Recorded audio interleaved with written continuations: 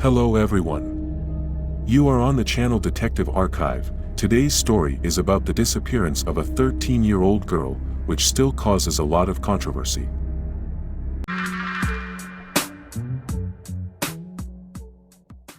In November 2010, 13-year-old Yara Gambirasio left home around 5 p.m. to attend gymnastics training just a few hundred meters from her home in Brembe di Sopra, Italy. By 7 p.m., Yara had not returned home. When her parents were unable to contact her, they contacted the police. Within minutes, both the state police and the military were involved in the search. Yara's trainer confirmed that she had seen the girl earlier that day. Yara had done a light workout and then left. Police were able to establish that Yara's last known contact was a text message sent at 6:44 p.m. to a friend, asking to meet at 8 a.m. the following Sunday. This was the last evidence of her life. The gym where Yara worked out was part of a large sports complex with multiple entrances and exits. Some witnesses claimed to have seen two men, possibly talking to Yara, near the red car, but no other leads were found.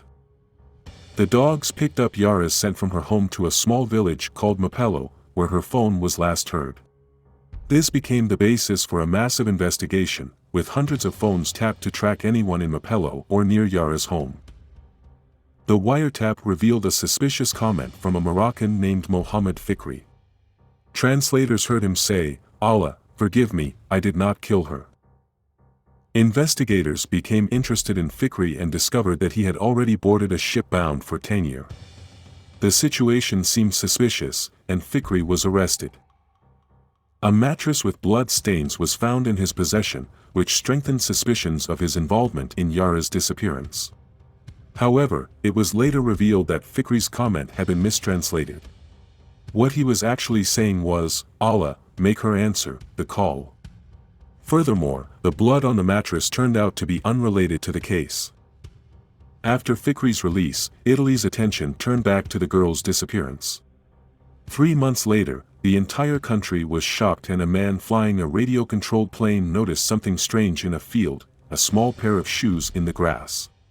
It turned out to be Yara's decomposed and frozen body.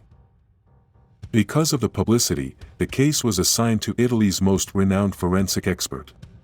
An autopsy revealed that Yara had died of hypothermia after being attacked and left in a field. She had not been sexually assaulted, but her body had about a dozen cuts from a sharp object.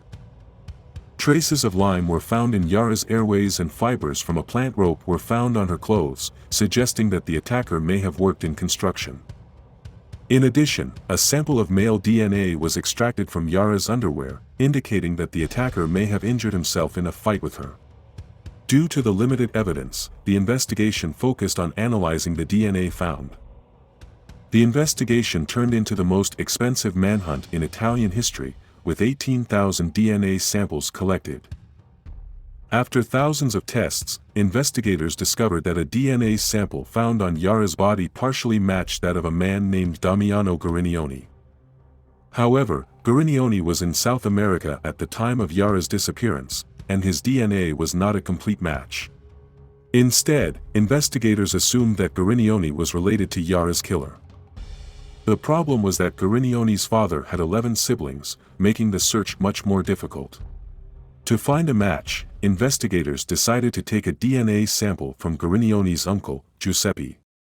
However, Giuseppe died in 1999, 11 years before Yara's murder.